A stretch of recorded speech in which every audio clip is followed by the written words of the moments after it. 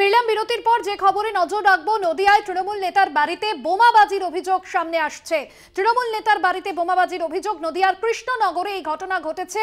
লোকসভা নির্বাচনের দিনক্ষণ ঘোষণা হয়ে গিয়েছে, আর তার আগেই যে খবর উঠে আসছে তৃণমূল নেতার বাড়িতে বোমাবাজি। নদিয়ার কৃষ্ণনগরের আমিনবাজারের ঘটনা, এবং এই ঘটনাকে কেন্দ্র করে যথেষ্টই চাঞ্চল্য ছড়িয়েছে। কোতোয়ালি থানার পুলিশ ঘটনাস্থলে যায় এবং ইতিমধ্যেই গোটা ঘটনার তদন্ত শুরু করেছে পুলিশ।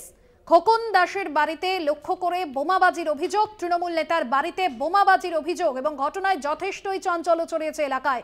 নদিয়ার কৃষ্ণনগরের আমিনবাজারের ঘটনা, তৃণমূল নেতার বাড়ি লক্ষ্য করে বোমাবাজি। কোতোয়ালি থানার পুলিশ ঘটনাস্থলে গিয়েছে এবং তদন্ত শুরু করেছে। সুবল মজুমদার প্রতিনিধি রয়েছেন ফোন লাইনে। সুবল, তৃণমূল নেতা কি বলছেন, কে বা কারা এই বোমাবাজির সঙ্গে যুক্ত, কি জানা যাচ্ছে সব মিলিয়ে? দেখো, গতকাল রাত 11:05 নাগাদ খোকন খান, যিনি সংখ্যালঘু সেলের তৃণমূলের নেতা, তার বাড়ির সামনে বোমাবাজি হয়। বাড়ির যেখানে গেট তার ভেতরেই বোমাবাজি হয় এবং প্রচন্ড আওয়াজ এবং ধোঁয়াতে চারিদিক অন্ধকার হয়ে যায়। সেই সময় তার বাড়ির লোকজন বাইরে বেরিয়ে আসে। যদিও তারা কে মারলো কারা মারলো দেখতে পায়নি, কিন্তু এরপরেই কিন্তু যেটা কোতোয়ালি থানার পুলিশ তদন্ত শুরু করেছে এবং সেখানে বোমার যে সমস্ত অংশ বিশেষ পড়ে রয়েছে সেগুলো খতিয়ে দেখেছে এবং কে এর পিছনে জড়িত তা খুঁজে বেড়াচ্ছে। যদিও পরিবারের দাবি তাদের কোনো পারিবারিক বা আশেপাশে কারোর সঙ্গে খারাপ সম্পর্ক নয়, ভালো সম্পর্ক। একমাত্র তিনি যেহেতু সংখ্যাসের লোক তৃণমূলের রাজনীতি করেন, সেই কারণেই হয়তো বোমা মেরে থাকতে পারে। সেটা তদন্ত করে দেখছে কোতোয়ালি থানার পুলিশ। ভাষ্য একদমই ধন্যবাদ। সুবল মজুমদার প্রতিনিধি ছিলেন ফোন লাইনে। তৃণমূল নেতার বাড়ি লক্ষ্য করে বোমাবাজি। নদিয়ার কৃষ্ণনগরে তৃণমূল নেতা খোকন দাসের বাড়ি লক্ষ্য করে বোমাবাজির অভিযোগ, তদন্তে কোতোয়ালি থানার পুলিশ। ঘটনাকে কেন্দ্র করে এলাকায় চাঞ্চল্য। খোকন দাসের বাড়ি লক্ষ্য করে বোমাবাজির অভিযোগ।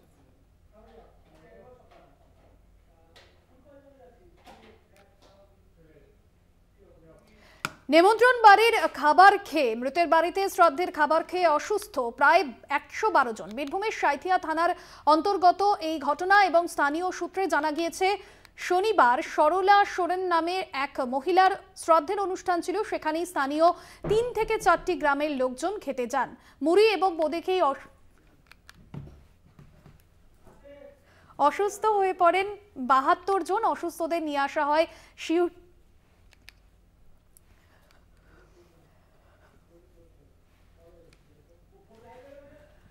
খাবারে বিষক্রিয়ার জেরে এই ঘটনা ঘটেছে। 72 জন অসুস্থর মধ্যে রয়েছেন 40 জন শিশু। ঋতভাস চট্টোপাধ্যায় রয়েছেন আমাদের সঙ্গে সরাসরি।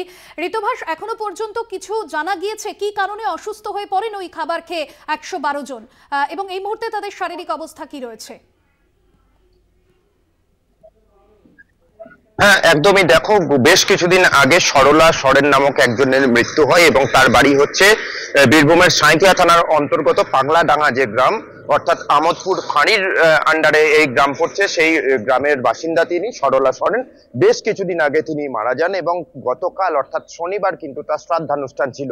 আর সেই শ্রাদ্ধানুষ্ঠানে নিমন্ত্রিত ছিলেন এই পাগলাডাঙ্গা সংলগ্ন যে মৃতদাসপুর গ্রাম কামারশালমোড় গ্রাম, এই সমস্ত গ্রামের বাসিন্দারা। মোট 500 জনের মতন আমার নিমন্ত্রিত ছিলেন এই দিনের এই শ্রাদ্ধানুষ্ঠানে, এবং সেখানে কিন্তু দুপুর থেকে বিকেল পর্যন্ত গ্রামবাসীরা গিয়ে বোঁদে এবং মুড়ি খান সেই শ্রাদ্ধানুষ্ঠানের অনুষ্ঠান বাড়িতে।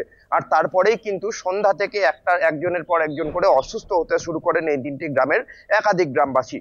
এবং রাত 1:30টা পর্যন্ত আমরা যখন সিউড়ি সদর হাসপাতালে এসে পৌঁছাই, তখনও পর্যন্ত কিন্তু মোট 72 জন অসুস্থ এসে পৌঁছান সিউড়ি সদর হাসপাতালে।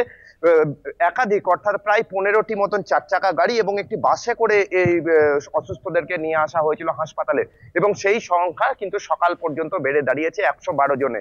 এই ঘটনার পরই কিন্তু গতকাল রাত্রেবেলাতেই অতিরিক্ত জেলা শাসক এবং মহকুমা শাসক সহ অন্যান্য পুলিশ আধিকারিক প্রত্যেকেই কিন্তু অসুস্থদের শারীরিক পরিস্থিতি খতিয়ে দেখতে আসেন। এবং গতকাল রাত্রেই আমাদের কিন্তু অতিরিক্ত জেলা শাসক জানিয়েছিলেন যে অনেকজন আক্রান্ত হলেও তাদের শারীরিক অবস্থা কিন্তু স্থিতিশীল, মানে কোনো মারাত্মক ভাবে ক্ষতি কিছু হয়নি বা তাদের মৃত্যুর কোনো আশঙ্কাও নেই।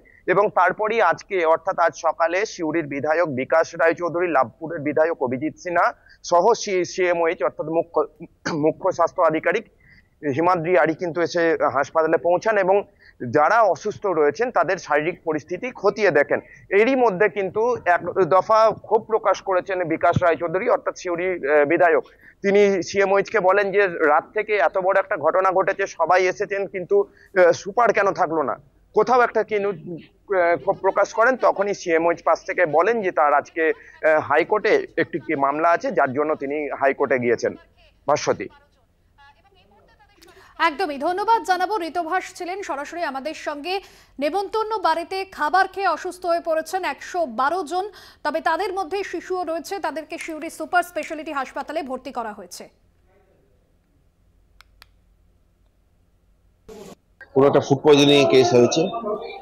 এখনো পর্যন্ত আমাদের কাছে 72 জনের টিকিট কাটা হয়েছে। এখানে রাস্তায় হয়তো আরো 15 জন তোমার দিকে আনানো হয়েছে প্রশাসনিক উদ্যোগে, এবং আমাদের বিডিও ওসিরা মিলিয়ে সেখান থেকে ওদেরকে নিয়ে এসছেন।